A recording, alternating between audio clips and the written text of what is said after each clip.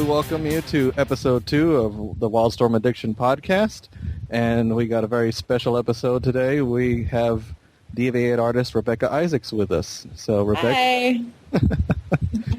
Hey guys, thanks for having me. Oh, thanks for agreeing to do this. Like I said, it's really cool when a creator agrees to do interviews like this, and especially, as we'll talk about later, when you agree to help us with contests like you do it, like you're doing at the Gen 13 board. So, I'm excited about that. When is that going to be? When's the deadline for the contest? July 1st. We usually give our members 3 months to complete their any of the contests we do. So cool. So anyway, and with me, of course, helping is Ben. How you doing, Ben? Pretty good. You sound better. You don't sound as tired as last time. Yes, thank you. For those of you that don't know, I have a lot of health issues, so I've been in and out of the hospital, and I'm glad to be out. Yes, we're all glad that you're out. Thank you. So, anyway. Very dedicated. Yeah, he is. He came right out, and he was like, "Oh no, we got to do episode 1," and I'm like, "We don't have to. I don't want you to pass out in the middle of it." So, yeah. Like I just hear a thud, and then Ben. We made it through. Yeah, and you're too far away for me to poke you with a stick to see if I can get you awake again. Yeah. So, Anyway, all right, Rebekah. Well, we do have some questions, and we tried to mix it up a little bit because we realize you've done a ton of interviews on DV8 because, as I'm sure you've figured out already, this is. I mean, as soon as they announced you two guys on it, I mean, the board's lit up. I mean, it was just like everybody was so excited, and so I was amazed at how interested and intrigued people were by it because when Brian and I first talked about it, I think he was under the impression too that it had just kind of faded from everyone's collective memory, and that maybe we'd be lucky if 5 people were interested in it. Because you probably heard, or read him describing in interviews how he pitched it for so long and how no one at Wildstorm really thought that there was a chance for it to do well. So he really did not expect much of a response from fans at all. And I felt the same way because of that. And we were so shocked and so pleasantly surprised to see so many people get excited about it online. Yeah. Yeah, and mostly, and honestly, that's you guys that they're getting excited about, because obviously we like the characters, but I mean the industry nowadays is obviously more about creative teams. Yeah, that's true. Yeah. And so just know it's because obviously the fans love you guys, and and it's true. I mean that's the turn the industry has taken. Yeah. So it's true. Yeah. People follow creators, and that's why I think that's what got us excited too, is because oh cool, look who's coming on, to this book, and that's going to bring people who have never given Wildstorm a try. Oh yeah. I mean, and Brian was such an interesting choice for something like that. I mean, obviously he chose the book, but I don't think I can't imagine that anybody really expected that would be the next thing that he did. Yeah, it was a nice surprise. So yeah. So how did you get your start in the industry? I most of it started with my time in college at Savannah College of Art and Design. And I don't know if you know much about that school, but they have an entire department for sequential art. And I got my bachelor's degree from there. And they with connections and, making connections in the industry and setting you up with people that you can keep in contact with after you graduate. And there were several editors that I met during my time there that I kept in contact with after I graduated. And so I was constantly submitting my work to editors at Marvel and DC, but I wasn't quite good enough when I graduated to get that kind of work. So I was lucky enough to get a few fill-in issues of a series called Hack Slash at Devil's Due through one of my classmates at SCAD who was working for them at the time. And I did a lot of Devil's Due work for the next 2 years. And after that, it was kind of a dry spell. I wasn't able to get any other, visible work And I just kept submitting, and one editor in particular that I submitted to a lot was Will Dennis at Vertigo, and he ended up passing my work on to Ben Abernathy, who's our editor on DV8, of course, and also to Brian eventually. And so they, when they got together to find, to confer on which artist to use for the series, I guess they had both seen my stuff at that point, and they luckily chose me. Yeah, we just talked about your stuff on the latest podcast, and it really is great. It's a perfect match for those characters. It is. Thanks. I feel incredibly lucky to have gotten a book like this, right out of the gate. I mean, I had a Miss Marvel fill-in issue before then, right before I started on DV8. And, to be able to jump straight into a really visible miniseries like this, I was incredibly lucky. Yeah. Rebekah, what were some of your artistic influences, either when you were in college or, as you were breaking out? I don't know really what to say when people ask me that, because my influences are not visible at all in what my work looks like. Right. In school, I was a huge admirer of David Mazzucchelli and J.P. Leon, like these really, heavy, dark, brush work inkers. And when I tell people that, they're like, oh, really? Because it just doesn't come across at all. But I guess I was influenced more by them in terms of storytelling. And then stylistically, it's kind of weird because at SCAD we were really encouraged to not look at professional work in order to inform our style. They really wanted us to develop it on our own, even if that took years and years and years. So I didn't really look at many other artists and say, like, I want to draw just like that. At one point, though, after I got out of school, though, I kind of cheated a little bit, and I did start to like obsess over Steve McNiven work, and that I really started to think like I want my work to look just like that. But I've moved away from that a little more, and added my own stuff. But I think that's what made my style like really clean and precise, and that looking at that kind of work informed my style in that way. Mm-hmm. One thing I noticed about the issue, and I commented on the podcast, was that I'm big into movies, so it's almost like if you were picking the scenes from the movie, of the DV8 God and Monsters, and you're like, okay, this scene is what they need to see, and then this one is what they need to see. I mean, Yeah. Yeah, I do try to keep that in mind, definitely, because obviously as an industry, we're competing with the film industry now, and I get kind of resentful, about the fact that it seems like so many comics are just being made to then later turn into movies.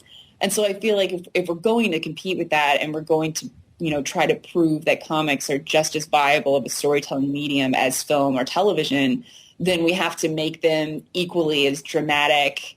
And, if you're telling a really action-packed story, it needs to be just as bombastic as any, TV show or movie. So, and, I think that's become really popular in the industry lately for that reason, these really widescreen shots and widescreen action, because we do have to compete with mediums that have already been using those techniques for decades. Yeah. This issue in particular, each panel is very storyboard-esque.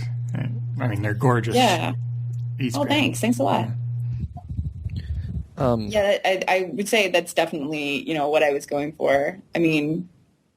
Because you don't want somebody to look at your book and think, oh, this is really cool, but it would look so awesome in a movie.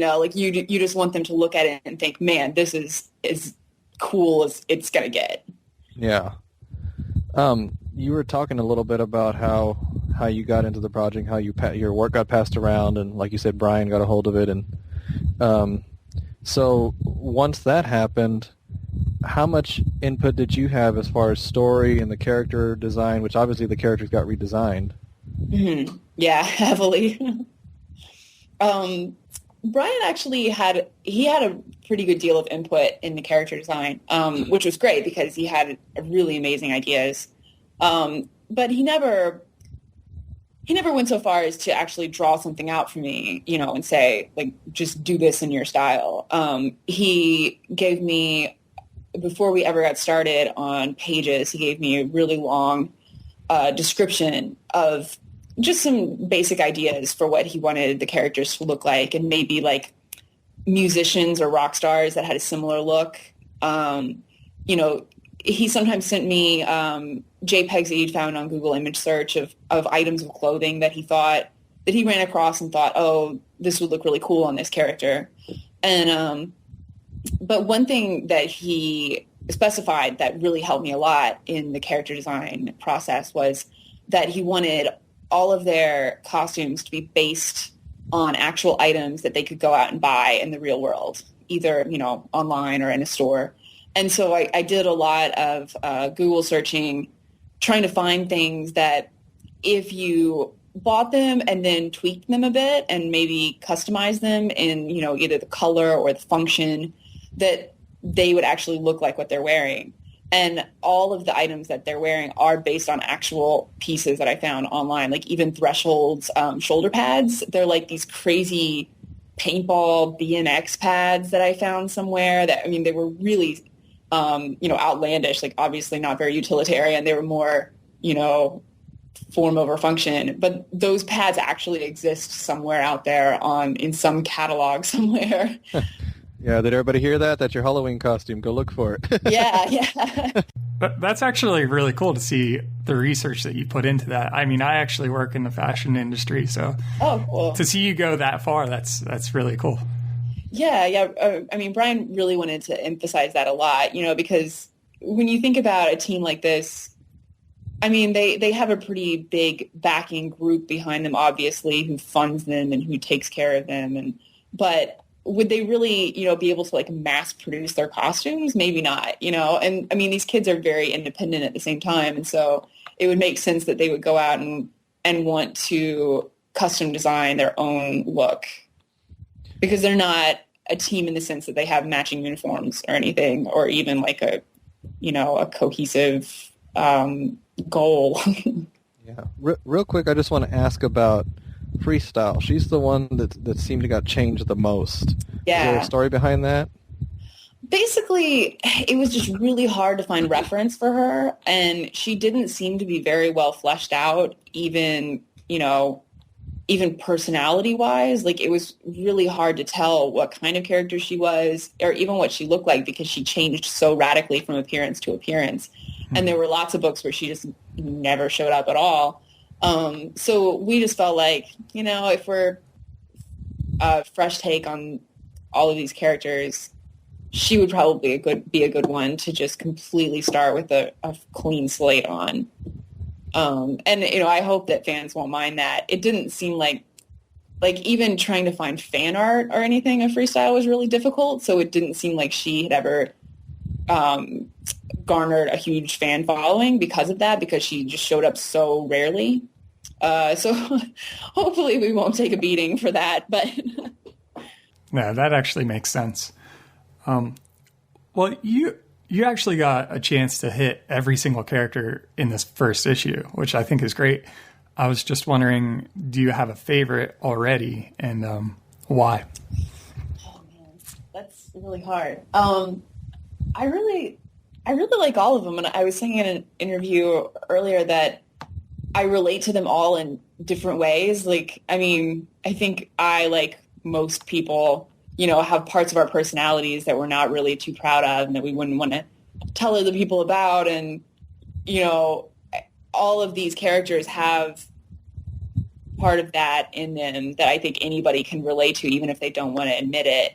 And so it's hard for me to pick a favorite personality-wise, because I think I relate to all of them in that way. But maybe a favorite to draw. Yeah, a favorite to draw. I really like drawing anything with Matthew and Hector, Threshold and Powerhouse, because they just get to like freak out and tear crap up. Yeah. I'm not going to swear on here. I promise. No, that's good. This may be a crazy question, but you're talking about, relating to their personalities. How do you think you relate to Bliss? Oh.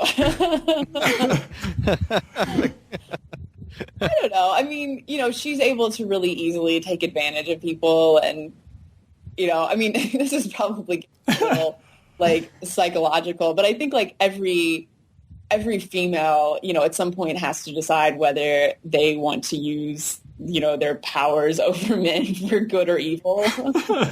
So I think, most women can probably relate to that character, maybe a little stronger than most male readers could. Yeah. No, we already established in our review that you guys have created almost like a psychological study of these characters with this story. It looks like it just from the first issue. So definitely. Throw all the psychology you want. Yeah. Yeah, it is a lot like a character study. And when you say that, it sounds kind of, when I hear the words character study, it sounds kind of boring, like it's going to be some, European art film. But Brian manages to make it really interesting. And, there's a lot of action and a lot of, like I said, tearing crap up and explosions and, tons of battles. I mean, we get into some of the most ridiculous battle scenes I've ever seen in the later issues. So, it's definitely not boring at any turn. Speaking of Brian Wood, and be honest with this question, how is it really to work with him? Because all of us, I know I see him as this really deep guy. It's like that's my perception of him. I mean, what is it really like to work with him? I mean, just really easy. You would think he'd be like really standoffish and, because he is, he's considered, I guess, like a very intellectual writer in the comics industry. And so, you might expect that he would be very standoffish and very taciturn, but he's just like a normal, cool dude. I don't know. Yeah. He's really easy to talk to. He's like, I feel like he treats all of his collaborators as like just one of his friends. And that's really cool, or part of his family even. And he's really laid back as far as feedback and corrections and, the collaborative process go. He tries to leave as much of it up to you as he can and only step in if he really has a much better idea, something that will really make the book shine more. Mm-hmm. Yeah, he's been pretty good about coming in and answering questions at the official boards. Oh, yeah. No, I think that's really cool, too, and that, he's not, like, on this cloud above his fans. He's, like, really interested in having a discussion and keeping, the lines of discussion open with all of his readers, and he's just super down to earth. Yeah. Speaking of that, and his role on the boards, he's mentioned that, these characters will be brought up to speed with the current Wildstorm universe. I was just wondering, would you consider either working with Brian or these characters in whatever role that they're going to take place later on in the future, or maybe a sequel to this series? Oh, yeah, absolutely. I really have no idea what's going to happen with this afterwards. Like, I know that Ben said that, like you said, they're going to be caught up to speed with the rest of the universe. And so I'm assuming, like I'm sure everyone is, that it is going to continue. But I don't know exactly what the plans are, if there would be a plan immediately after this one wraps up. But if the timing was right, I would love to keep working with these characters, and especially with Brian. I do have a few things lined up afterwards, but, who knows what'll happen after that. Yeah, how far in advance do you have the entire 80 issues done, or how? Because this seemed like it was announced a long time ago. And in fact, it almost seemed like Brian Wood kept saying, "Yeah, I'm trying to push it to get earlier, but they won't let me." Yeah. Well, DC keeps Brian so busy too. We've had we were originally slated to finish a little earlier, but he's writing like over 4 or more issues every month, which is a gigantic workload for any writer. So, I've had a little bit of time to relax in between issues, which, is nice. I can't complain about that. But luckily, we've still been able to get up to the end of issue 7 now. I just finished issue 7, so we're still going to be really caught up. They let you relax? They don't chain you to a chair until you're done? I thought that was Wildstorm's, Yeah. I thought that was Wildstorm's new policy. They just try to, keep the fear of God in you. No. Oh, okay. No, they're like, I mean, everybody who has been working on this book has been so, relaxed and familial, and they're really awesome guys to work with. I've never felt any sort of, pressure to get this done any faster than I could manage. There hasn't been any strain with the difference between working in New York versus California or anything? No. I don't know what time these guys get up in the morning, but I'll write emails to Ben sometime and 8 my time, and I'll get a response from him in 5 minutes. So Yikes. I don't know. I mean, they're on top of things, but no, there's never been a problem with that at all. See, because Ben is the one who's chained to the chair. That's why he can't leave. Yeah. He's just He just had, his wife and him just had a baby too. So I'm sure that reduces sleeping hours considerably. Yeah, it's a different kind of alarm clock. Yeah. What other Wildstorm characters or titles would you like to tackle besides DV8?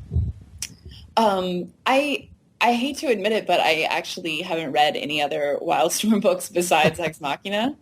But just from what I've seen, I think I would really enjoy working on The Authority someday.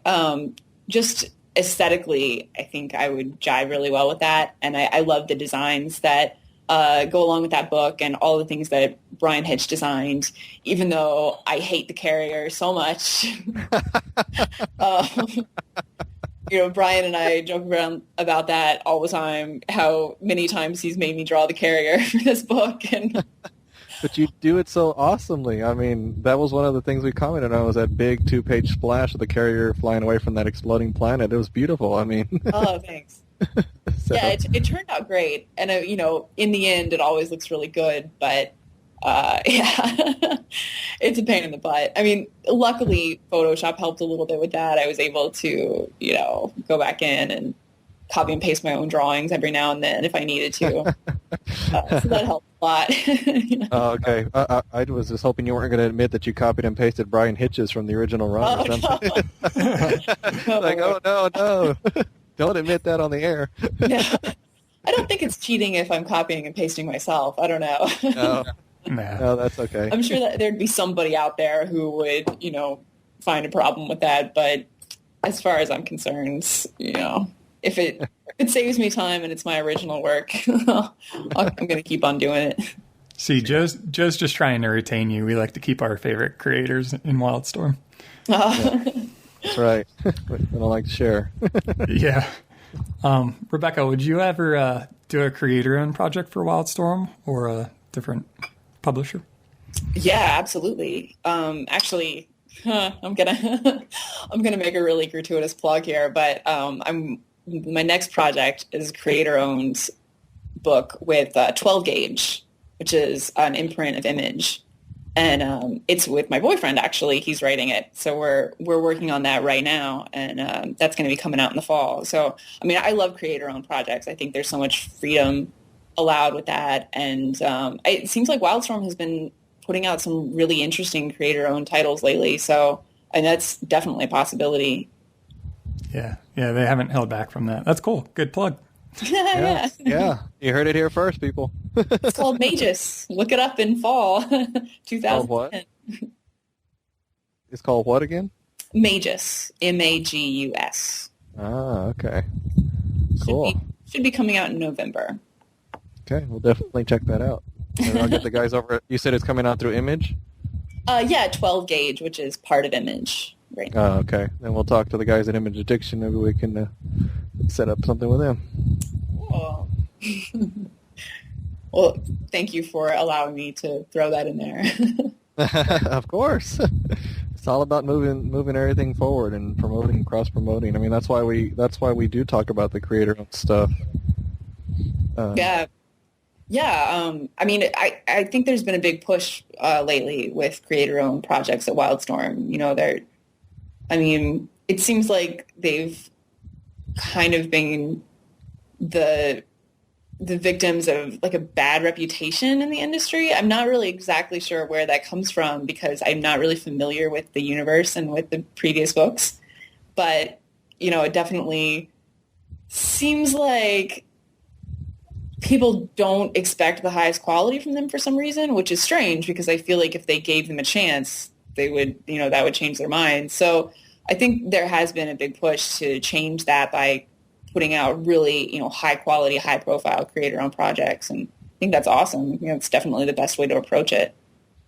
Yeah. Unfortunately, Wildstorm left a lot of people with a bad taste in their mouth, you know, and we've been trying our best to promote it and say, no, look, they're, you know, that whole thing, like we just said, that you guys, you know, you're part of it too, because you know, you've got your stuff so far ahead. I mean, there's almost no way that it's going to be late, you know, and that used to be a big problem. So and you know, as fans, I know I've heard all kinds of people talk about how they appreciate that. I know we appreciate it too as fans, you know. Yeah. So. Yeah, I think it's awesome they're emphasizing that, you know, to always have the book ready on time when it's promised. Yeah. I mean, when you have to use that to promote yourself nowadays, it's like, I know. It will be on time. You know, even Astro City, you know, C2E2 said, and there will be no delays. It's like, why does that even have to be part of it now, you know? I know, yeah. And I mean, the bigger publishers are guilty of it as well, you know, but I guess, you know, when you're a smaller imprint, you have to worry about it more because when it happens to you, it stands out more, you know, it's on a smaller scale, so. Mm-hmm. Okay, we got one more question for you, and we'll make this last one fun. Cool. Which superpower would you like to have and why? Oh, wow. Let's see. I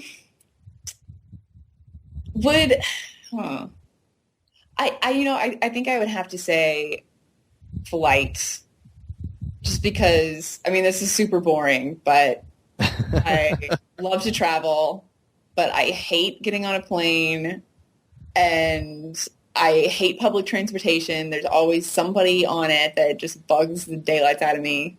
I'm like this grouchy old lady going everywhere complaining about all the, you know, bratty kids running underfoot. You know, I'm like already 80 years old. So I think, you know, just being able to pretty much snap my fingers and be wherever I want would be pretty awesome. I don't know if I would use it for good. I think I would use it entirely for selfish reasons. I suppose if I saw someone, you know, at the top of a burning building on my way to Paris, maybe I would stop and help them out, but no promises. No promises, huh? Depends. I got to be in Paris in 5 minutes. Sorry. Yeah, exactly. You know, my brunch is waiting for me. Remember, too, you have to carry your own luggage when you do it that way. So. Yeah, that's true. Either that or travel light. Oh, man, yeah. Oh, I didn't even think about that. So many other things to consider. Yeah. So, anyway, Ben, do you have any other questions before we wrap this up? Well, I was just thinking along the lines of pop culture. I didn't know if you've seen any new movies lately, Kick-Ass or Losers, or are looking forward to any movies that are coming out this summer, like Iron Man 2 or anything, if you wanted to comment on those. I know it's a different medium, but I mean, the two mediums, like you said earlier, are starting to cross a lot more than they have in the past. Yeah, definitely. And I did see Kick-Ass. I loved it. I haven't read the book, though. I hate to say I haven't read the book, so I don't really know how to compare the two. Really? I've heard that the movie was better, yeah. Which kind of makes me sad because I'm one of those people who's always like, you know, a good comic book cannot be made better in a movie. But maybe it was just the kind of idea that translated so well into a motion picture, into moving images, you know? I loved it. That was so awesome. I think that the majority of comics, though, just can't be translated effectively. And, you know, I think that, you know, the examples that work best with that are all of the Alan Moore stories that have ever been translated into movies, because his stories are always so multi-layered and they're told in ways that just simply cannot be put onto a screen into moving images. But, you know, some stories that are just really straightforward and fun and action-packed, like, you know, Kick-Ass, I think I can see why a book like that would probably make a really great movie. Mm-hmm.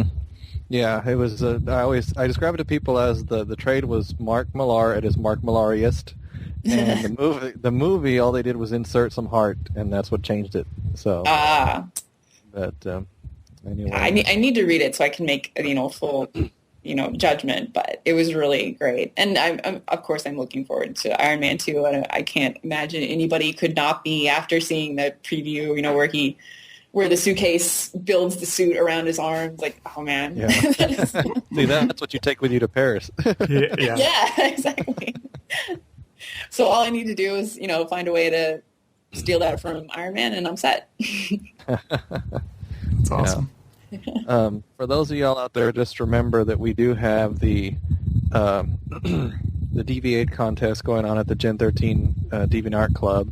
And as we said earlier, Rebekah Isaacs has been kind enough to offer a sketch to the winner. So that's going to go until July 1st. So just go over, join the club. It's free. Yeah. And draw your favorite DV8 character. And we'll see who we pick in July. And thanks again, Rebekah, for agreeing to do that. That was really cool of you. Oh, no problem. Yeah, I mean, thank you so much just for coming on. I mean, we're in our second show, and we got an awesome creator to come on and talk to us. So we both thank you very much, and we hope all the Wildstorm fans out there appreciate it. Thanks. Well, thank you guys so much. I really appreciate it, and it's really great to have people like you out there who, you know, stick with these books and stick with the company and, like, really show its support every turn of the way. It's awesome. All right. Well, thanks again, and thank all of you for listening. And go buy DV8. Yes, definitely.